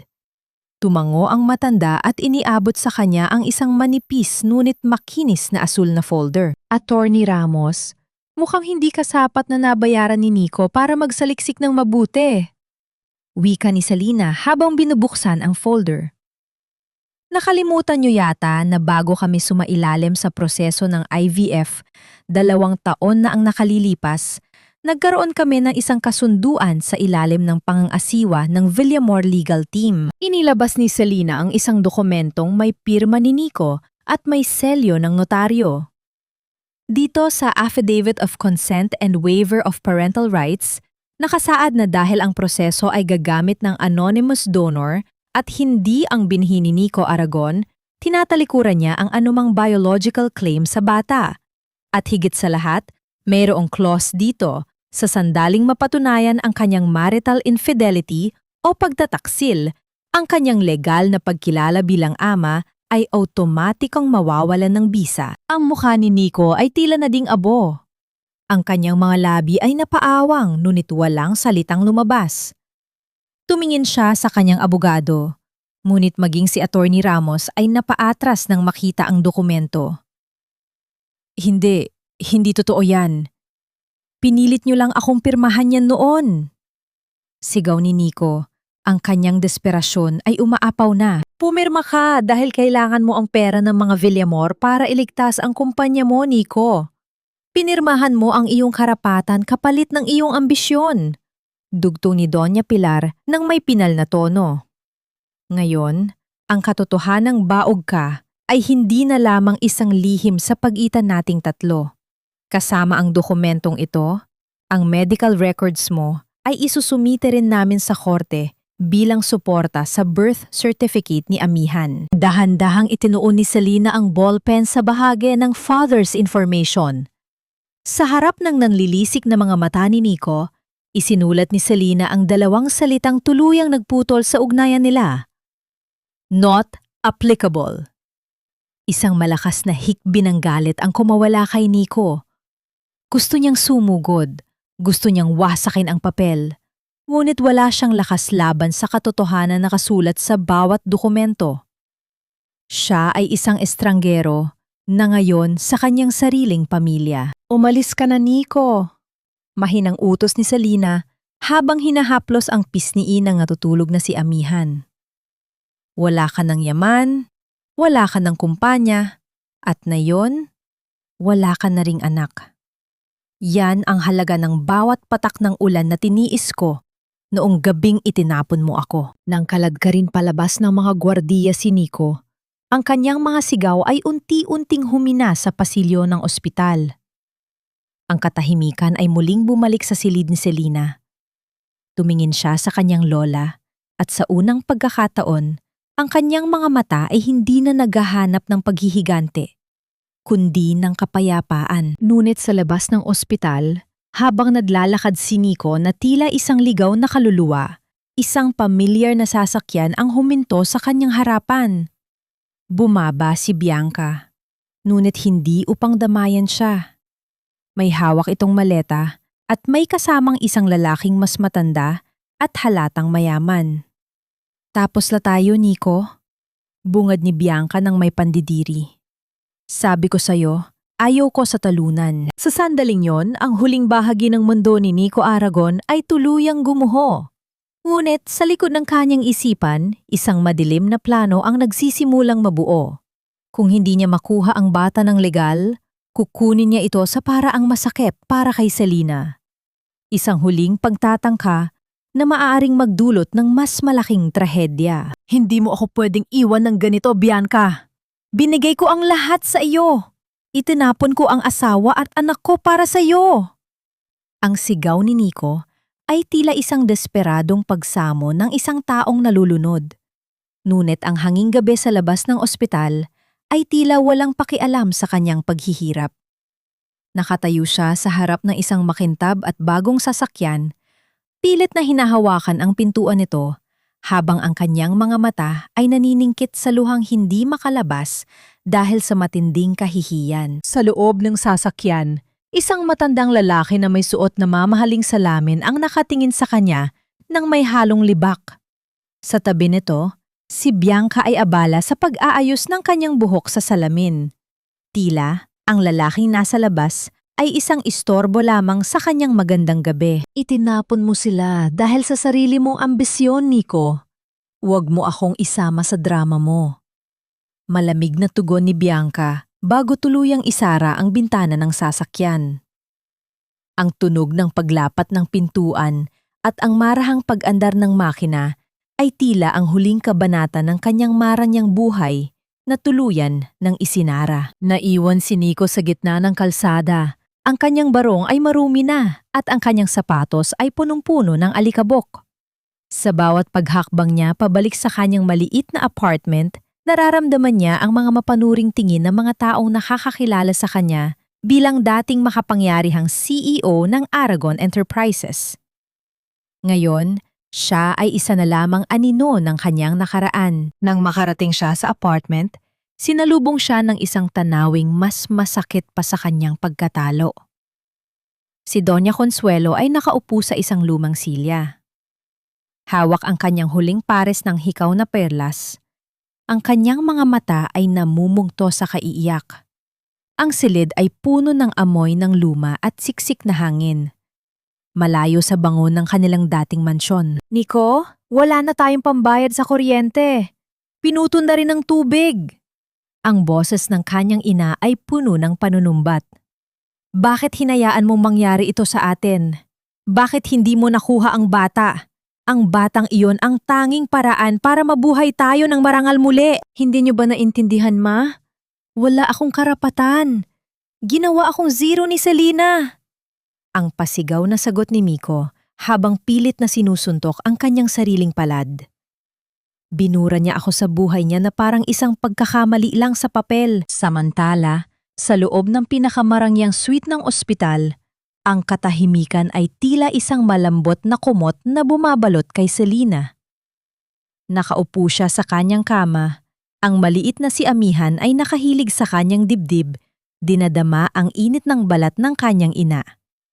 Ang liwanag ng buwan na pumapasok sa bintana ay nagbibigay ng isang banal na aura sa mag-ina. Pumasok si Doña Pilar, dala ang isang tablet na naglalaman ng pinakahuling ulat ng kumpanya. Selena, ang merger sa pagitan ng Villamor Holdings at ng mga dating kliyente ni Nico ay formal nang natapos ngayong gabi. Ikaw na ang opisyal na chairman ng bagong korporasyon. Sa sandaling makalabas ka rito, ang trono mo ay naghihintay na. Tumingin si Selena sa kanyang lola. Ang kanyang mga mata ay hindi na nagpapakita ng galit. Ang kanyang puso ay puno na ng pag-ibig para sa kanyang anak. At ang paghihiganti ay naging isang obligasyon na lamang para sa hustisya. Salamat, Lola. Pero ang tagumpay na ito ay hindi para sa akin. Para ito kay Amihan. Para hindi niya maranasan ang mamuhay sa ilalim ng isang kasinungalingan. Hinawakan ni Selena ang maliit na kamay ni Amihan. Lahat ng kinuha nila sa atin, ang ating dangal, ang ating katahimikan, ay nabawi na natin. Ngunit alam kong hindi pa tapos si Nico. Ang taong walang-wala na ay ang taong pinakamapanganib. Huwag kang mag-alala, Selena. Wika ni Doña Pilar nang may malamig na determinasyon. Ang bawat sulok ng ospital na ito at ng ating mansyon ay binabantayan. Hindi siya makakalapit kahit isang dangkal. Ngunit sa labas, sa dilim ng kalsada, si Nico ay hindi pa sumusuko.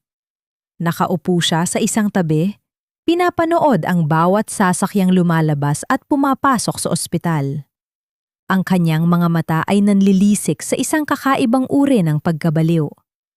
Ang kanyang maskara ng pagiging matino ay tuluyan ng gumuho at ang natira ay isang lalaking handang sumugal ng lahat para sa isang huli paghihigante. Napansin niya ang isang service entrance sa likod ng ospital kung saan pumapasok ang mga catering at laundry supplies. Isang munting uwang sa mahigpit na seguridad ng mga Villamor.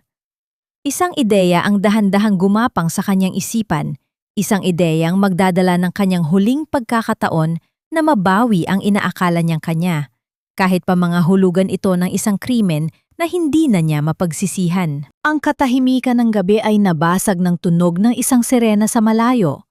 Ngunit para kay Nico, yon ay tila isang hudyat para sa kanyang huling pag-atake. Magagawa ba niyang makapasok sa loob? O ang kanyang desperasyon ang magiging huling pako sa kanyang sariling kabaong? Ang bawat paghinga ni Selena sa gitna ng katahimikan ng kanyang silid ay tila isang pasasalamat sa bawat pintig ng puso ng kanyang anak.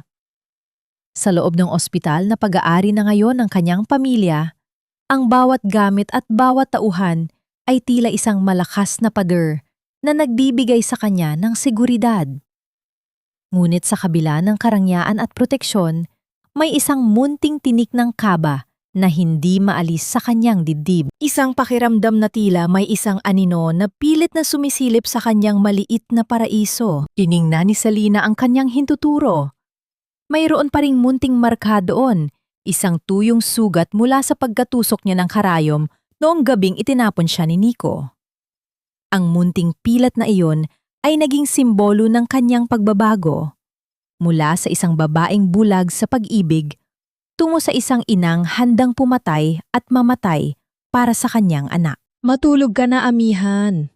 Pabulong niyang sabi habang dahan-dahang hinahaplos ang malambot na pisingi ng sanggol. Wala nang makakasakit sa iyo. Ang mundong puno ng kasinungalingan ay naiwan na natin sa labas. Habang ang mag-ina ay nakabalot sa kapayapaan, sa madilim at mabahong bahagi ng service entrance ng ospital, isang figura ang dahan-dahang gumagalaw sa gitna ng mga tumpok ng maruruming kumot at mga plastik ng basura. Si Nico Aragon ay hindi na mukhang tao. Ang kanyang suot na barong ay punong-puno na ng mansa, ang kanyang buhok ay magulo, at ang kanyang mga mata ay may kislap ng isang taong nawala na ng katinuan. Dahan-dahan niyang inikot ang hawakan ng pintuan na ginagamit ng mga laundry staff. Ang tunog ng pag-ikot ng bakal ay tila isang babala na walang nakarinig sa gitna ng ingay ng malalaking washing machine sa loob. Pumasok siya. Bit-bit ang isang lumang bag na naglalaman ng kanyang huling baraha, mga peking dokumento at isang maliit na patalim na kinuha niya sa kanyang kusina. Sa kanyang isipan, hindi siya isang kriminal. Sa kanyang baluktot na pananaw, siya ay isang amang naglalakas loob na bawiin ang kanyang pag-aari. Akin ang batang iyon. Akin ang yaman na iyon.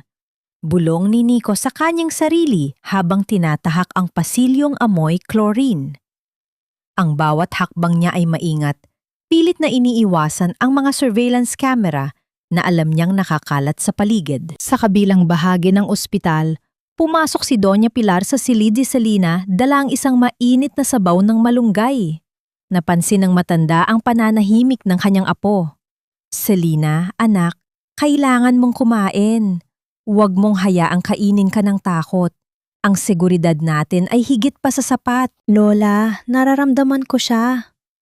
Sagot ni Selina habang nakatingin sa saradong pinto. Alam kong malapit lang siya. Ang taong tulad ni Nico ay hindi titigil hanggang hindi niya nakikitang nagdurusa ako, gaya ng pagdurusa niya ngayon. Huwag kang mag-alala, ang mga tauhan ko ay nakabantay sa bawat palapag. Paninigurado ni Doña Pilar. Ngunit sa loob ng kanyang puso, ay nakaramdam din siya ng bahagyang kaba. Sa gitna ng kanilang pag-uusap, ang mga ilaw sa pasilyo ng maternity ward ay biglang kumitit. Ang tunog ng kuryenteng tila naghihingalo ay sinundan ng isang mabigat na katahimikan nang mamatay ang lahat ng ilaw. Ang generator ng ospital ay hindi agad gumana. Ang kadiliman ay naging ganap, tila isang itim na tabing na bumalot sa buong gusali. Ang mga nurse sa labas ay nagsimulang magtawagan sa isa't isa. Ang tunog ng kanilang mga nagmamadaling hakbang sa sahig ay nagdulot ng tensyon. Sa loob ng silid, niyakap ni Selina ng mahigpit si Amihan. Ang kanyang puso ay tumitibok ng mabilis, kasing bilis ng isang tambol na nagbabadya ng pang-anib. Lola, ang ilaw! Bulong ni Selina. Manatili ka lang dyan, Selina. Huwag kang bibitaw sa bata. Utos ni Doña Pilar habang dahan-dahang kinakapa ang kanyang tungkod at isang maliit na flashlight. Sa labas ng pinto, isang mahinang tunog ng pagpihit ng doorknob ang narinig. Hindi ito ang mabilis na pagpasok ng isang nurse o gwardiya. Ito ay isang mabagal, mapanuri at nakakangilong pagpihit. Sa gitna ng kadiliman, isang pamilyar na amoy ang pumasok sa silid. Ang amoy ng pawis, dumi, at ng isang taong wala ng takot mamatay. Dahan-dahang bumukas ang pinto at sa munting liwanag mula sa bintana, anino ng isang lalaki ang humarang sa pintuan. Ang kislap ng isang matalas na bagay sa kanyang kamay ay tila isang kidlat sa gitna ng dilim. Selina, ang boses ni Nico ay parang galing sa hukay, puno ng lason at pait. Nandito na ang ama ng anak mo.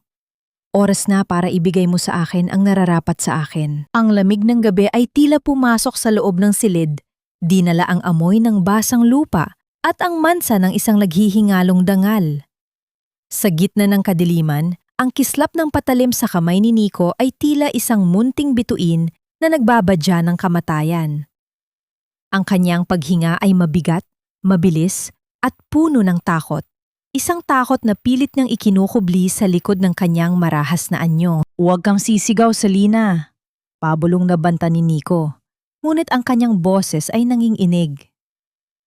Isang maling galaw mo at sisiguraduhin kong hindi mo na makikitang lumaki ang batang yan. Ibigay mo sa akin ang folder. Ibigay mo sa akin ang mga dokumentong magbabalik sa akin sa posisyon ko. Niyakap ng higit na mahigpit ni Selena si Amihan, ramdam ang mabilis na tibok ng puso ng kanyang anak na tila nakikiramay sa kanyang kaba. Ngunit sa halip na sumigaw o magmakaawa, nanatiling matatag ang kanyang tingin. Ang takot na dati ay madaling makita sa kanyang mga mata ay napalitan ng isang malamig at matigas na puot. Nico, tingnan mo ang sarili mo. Ang boses ni Selena ay parang yelo, walang bakas ng panginginig. Naging mamamatay tao ka na ba ngayon para lang sa perang hindi mo naman pinaghirapan? Yan ba ang natitirang halaga ng pangalang Aragon? Tumahimik ka! Galit na bulong ni Nico habang humahakbang palapit. Ang kanyang mga mata ay nanlilisik sa ilalim ng munting liwanag ng buwan. Ikaw ang sumira sa akin. Kung hindi mo itinago ang yaman mo, kung hindi mo ako hinayaang bumagsak, hindi ako aabot sa ganito. Kasalanan mo ito. Sa gitna ng kanyang pagwawala, isang matigas na bagay ang marahas na tumama sa kanyang braso. Ang tunog ng paglapat ng kamagong na tungkod ni Doña Pilar sa kanyang balat ay nagpatakbo ng sakit sa kanyang katawan. Ang matanda ay tumayo sa pagitan ni Nico at ng kama ni Selena. Hawak ang kanyang tungkod ng may matatag na kamay. Huwag mong hahawakan ang apo ko, basurang lalaki! Sigaw ni Doña Pilar, ang kanyang boses ay tila isang utos mula sa langit. Wala kang lugar dito. Ang buong buhay mo ay isang malaking kasinungalingan at nayon ay narito ka para tapusin ang sarili mo. Sa galit at desperasyon, tinulak ni Nico ang matanda. Ang marahang pagbagsak ni Doña Pilar sa sahig ay nagdulot ng isang matinding takot kay Selena. Lola! Sigaw ni Selena. Itinuon ni Nico ang patalim sa direksyon ni Selena. Ang kanyang mukha ay balot ng isang nakakatakot na ngiti. Wala nang magliligtas sa iyo ngayon, Selena. Ibigay mo sa akin ang bata. Idedeklara ko siyang nawawala at ang pamilya mo ay magbabayad ng bilyon-bilyon para lang maibalik ko siya. Tumingin si Selena ng diretso sa mga mata ni Nico. Ang kanyang kamay ay dahan-dahang lumapit sa ilalim ng kanyang unan kung saan nakatago ang isang maliit na emergency alarm na ibinigay ng kanyang lola. Nico, hinding-hindi mo mahahawakan ang anak ko. Mas pipiliin kong mamatay kaysa hayaang madungisan mo ang kanyang buhay. Sa sandaling yon, ang emergency generator ng ospital ay biglang gumana. Ang malakas na tunog ng makina sa ibaba ay sinundan ng biglang pagbabalik ng mga ilaw sa buong silid. Ang nakasisilaw na liwanag ay naglantad sa tunay at kahabag-habag na kalagayan ni Nico Aragon. Wala na ang dating makapangyarihang CEO. Ang nakatayo sa harap ni Selena ay isang lalaking marumi, nanginginig sa takot, at may hawak na kalawanging patalim mula sa kusina. Ang kanyang mukha ay basa ng pawis at luha ng isang talunan. Bumukas ang pinto ng silid ng may marahas na puwersa. Pumasok ang 5 armadong gwardiya ng pamilya Villamor kasama ang mga pulis na kanina pa tinawagan ni Doña Pilar. Ang mabilis na pagdapa ng mga pulis kay Nico at ang tunog ng pagbagsak ng kanyang patalim sa sahig ay nagtapos sa kanyang huling pagtatangka. Bitawan niyo ako! Karapatan ko ito! Anak ko yan! Ang huling desperadong sigaw ni Nico habang ang kanyang mukha ay pilit na idinidikit ng mga pulis sa malamig na sahig. Ang kanyang mga kamay ay mabilis na nilagyan ng posas. Ang tunog ng bakal ay tila ang huling hudyat ng kanyang pagkakakulong. Tumingin si Nico kay Selena, umaasang makakakita ng kahit kaunting awa sa kanyang dating asawa. Ngunit ang nakita niya ay isang reyna na nakaupo sa kanyang trono, hawak ang kanyang anak, nakatingin sa kanya ng walang anumang emosyon. Iligtas mo ako, Selena. Pakiusap. Asawa mo pa rin ako. Ang pabulong na pagsamo ni Nico habang kinakaladkad siya palabas. Wala akong asawang kriminal, Nico. Malamig na tugon ni Selena bago ibaling ang kanyang tingin kay Amihan. At ang anak ko ay walang ama. Nang tuluyan ng mailabas si Nico, lumapit si Selena kay Doña Pilar na dahan-dahang inaalalayan ng mga nurse. Lola, okay ka lang ba? Okay lang ako, anak. Sagot ng matanda na may munting ngiti ng tagumpay. Tapos na ang gabi. Ang bagyo ay lumipas na. At ang natira na lamang ay ang amihan na magdadala ng bagong simula. Yumakap si Selina sa kanyang lola, habang sa kanyang bisig, si amihan ay dahan-dahang dumilat at naglabas ng isang munting tunog ng kaginhawaan. Ang kanilang pamilya ay muling nabuo sa ilalim ng katotohanan at ang bawat sugat ng nakaraan ay nagsimula ng maghilom sa ilalim ng init ng kanilang pagkakaisa. Ang bulwagan ng korte ay nababalot ng isang malamig at pormal na katahimikan. Ang amoy ng mga lumang papel at selyadong dokumento ay tila nagpapabigat sa hangin, nagbibigay ng pakiramdam na sa loob ng silid na ito, ang bawat kasinungalingan ay may katapat na kabayaran. Sa upuan ng akusado, nakaupo si Nico Aragon na nakasuot ng kulay kahel na kasuotan ng mga bilanggo. Ang kanyang mga kamay na nakaposas ay nakapatong sa kanyang kandungan at ang kanyang mukha ay wala ng bakas ng dating kayabangan. Tanging ang takot at panghihinayang na lamang ang natira. Sa kabilang panig, nakaupo si Selina Villamor ng may buong giting at dignidad. Nakasuot siya ng isang simpleng asul na Amerikana na lalong nagpatingkad sa kanyang pagiging pinuno. Sa kanyang tabi ay ang kanyang lola, si Doña Pilar, at ang koponan ng mga pinakamahuhusay na abogado sa bansa. Si Selina ay hindi na ang mahinang babaeng umiiyak sa gilid ng kalsada. Siya na ang opisyal na reyna ng kanyang sariling kapalaran. Pumaso ang taga-usig, dala ang mga huling ebidensya ng malaking pandaraya sa pananalapi na ginawa ni Nico, kasama ang kaso ng tangkang pagdukot at pananakit sa loob ng ospital. Ang bawat dokumento ay tila mga huling pako na ibinabaon sa kabaong ng kanyang kalayaan. Bago magsimula ang pagdinig, lumapit ang nanginginig na si Doña Consuelo kay Selina sa pasilyo ng korte. Ang matanda ay wala na ang marangyang kasuotan, pinalitan ng isang simpleng duster na mukhang lumana. Lumuhod ito sa harap ng kanyang dating menahe nang may kasamang luha. Selina, pakiusap, maawa ka sa amin. Ang pabulong nga pagsamo ng matanda habang pilit na hinahawakan ang laylayan ng damit ni Selina. Matanda na ako, wala na kaming matutuluyan. Iuron mo na ang mga kaso laban kay Nico. Kahit kaunting sustento lang para sa amin. Pamilya pa rin naman tayo noon. Tumingin si Selina sa matanda at sa kanyang puso, wala siyang naramdamang galit, kundi isang malalim na kalungkutan para sa isang taong nabulag ng wad na karangyaan. Dahan-dahan niyang iniwas ang kanyang damit mula sa hawak ng matanda. Noong gabing itinapon niyo ako sa gitna ng unos, Doña Consuelo, nasaan ang awa ninyo? Ang bawat salita ni Selina ay mababa, ngunit may bigat ng katotohanan. Noong sinabi ninyong pulubi ako at walang puwang sa pamilya ninyo, naisip niyo ba na ang batang dinadala ko ay ang sarili ninyong apo sa tuhod? Ang batas ay walang emosyon, Doña Consuelo. Ibinibigay lang nito ang nararapat na hatol para sa bawat gawa. Sa loob ng korte, binasa ng husto ng hukom ang hatol. Si Nico Aragon ay napatunayang nagkasala sa lahat ng akusasyon. Hahatulan siya ng panghabang buhay na pagkabilanggo nang walang piyansa dahil sa tindi ng kanyang mga krimen. Nang marinig ang hatol, tila nawala ng lakas si Nico at napasandal sa kanyang upuan habang ang kanyang ina ay napahikbi ng malakas sa likuran. Tumingin si Nico kay Selina, umaasa sa huling pagkakataon na makakakita ng kahit kaunting emosyon sa kanyang mga mata. Ngunit si Selina ay tumayo na nang may kapayapaan sa kanyang mukha. Hindi niya kailangan ang kanyang pagdurusa para maging masaya. Sapat na ang katotohanang nabawi niya ang kanyang danggal at ang kaligtasan ng kanyang anak.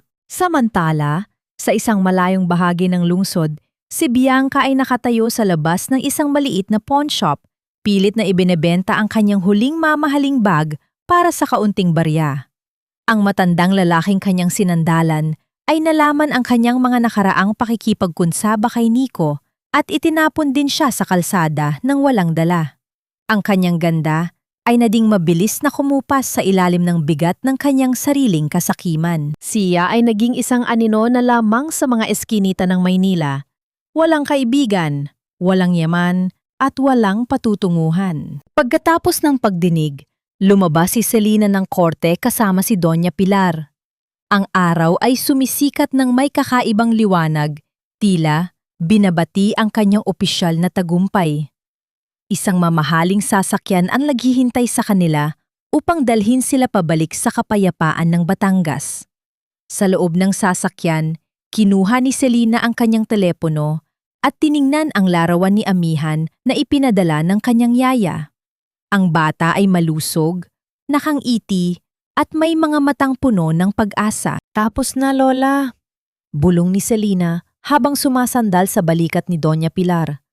Ang bawat patak ng luha ay napalitan na ng kapayapaan. Ngayon, maaari na tayo magsimula ng walang takot. Iyan ang tunay na tagumpay, Selina. Sagot ng matanda habang hinahawakan ang kanyang kamay.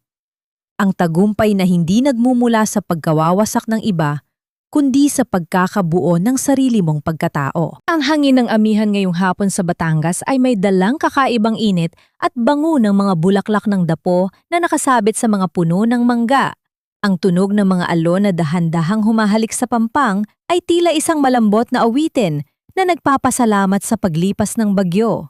Sa malawak na harden ng mansyon ng mga Villamor, nagkakagulo ang mga tao sa saya para sa unang taong kaarawan ng munting si Amihan. May mga makukulay na banderitas, mga lamesang puno ng mga pangkaing Pilipino tulad ng pansit at kakanin, at ang tawanan ng mga bata na naglalaro sa damuhan. Sa gitna ng lahat ng ito, nakatayo si Selina na may hawak na isang baso ng sariwang buko juice. Nakasuot siya ng isang simpleng puting bestidang linen. Ang kanyang buhok ay malayang hinahampas ng hangin. Wala na sa kanyang mukha ang bakas ng lungkot o takot. Ang natira na lamang ay ang kagandahan ng isang inang nakahanap ng kanyang tunay na tahanan. Lumapit sa kanya si Doña Pilar, dala ang maliit na si Amihan na ngayon ay marunong ng humakbang ng kanyang mga munting paa. Agad na nagpabuhat ang bata kay Selina. Isinasandal ang kanyang ulo sa balikat ng kanyang ina habang may munting ngiti sa kanyang mga labi. Tingnan mo siya, Selina. Pabulong na wika ni Doña Pilar habang nakatingin sa bata. Mayroon siyang mga mata na puno ng liwanag. Ang liwanag na hindi kailanman kayang patayin ng anumang kasinungalingan. Salamat sa iyo, Lola. Tugon ni Selina habang hinahalikan ang noo ng kanyang anak. Kung hindi dahil sa pagmamahal mo at ng pamilyang ito, baka nananatili pa rin akong lugmok sa putikan. Dahan-dahang naglakad si Selina patungo sa dalampasigan habang karga si Amihan. Tinitigan niya ang malawak na asul na dagat. Sa kanyang isipan, isang katanungan ang pilit niyang sinasagot sa bawat araw na lumilipas. Napatawad na ba niya si Nico? Ang patawad para kay Selina ay hindi nangangahulugang pagbabalik sa nakaraan o pagbura sa mga kasalanang ginawa sa kanya. Hindi niya kailangang yakapin muli ang mga taong sumira sa kanya upang ipakita na siya ay mabuti. Ang tunay na patawad ay ang pagpapalaya sa kanyang sariling puso mula sa lason ng galit. Pinatawad na niya si Nico dahil ayaw niyang dalhin ang bigat ng pot sa pagpapalaki kay Amihan. Ang kanyang katahimikan ay ang kanyang huling regalo sa kanyang sarili. Nahanap na ba niya ang kapayapaan? Oo, ang kapayapaang iyon ay hindi nagmumula sa bilyon-bilyong yaman ng Villamor Holdings o sa posisyon niya bilang chairman. Ang kanyang kapayapaan ay ang bawat gabi na natutulog si Amihan ng ligtas, ang bawat umaga nagising siya ng walang takot, at ang bawat haplos ng kanyang lola na nagpapaalala sa kanya na siya ay mahalaga. Ang buhay ni Selina ay isang malakas na aral para sa bawat babaeng nakikinig sa kanyang kwento. Ang pag-ibig ay hindi dapat maging dahilan upang mawala ang sariling danggal. Ang pagiging mabuti ay hindi nangangahulugang pagiging mahina. At ang isang inang nasaktan ay may kakayahang bumangon at maging pinakamalakas na kalasag para sa kanyang anak. Ang bawat biktima ng pang-aabuso at pagkakanulo ay may karapatang magkaroon ng pangalawang pagkakataon na mabuhay ng may dignidad at pag-asa. Sa huling pagkakataon, lumingon si Selina sa kanyang likuran, kung saan ang kanyang pamilya at mga kaibigan ay masayang nagtatawanan sa ilalim ng init ng araw. Hinarap niyo muli ang dagat, dinadama ang malamig na hangin ng amihan na tila humahalik sa kanyang pisingi. Maligayang kaarawan, amihan. Bulong niya sa kanyang anak. Tayo ay malaya na.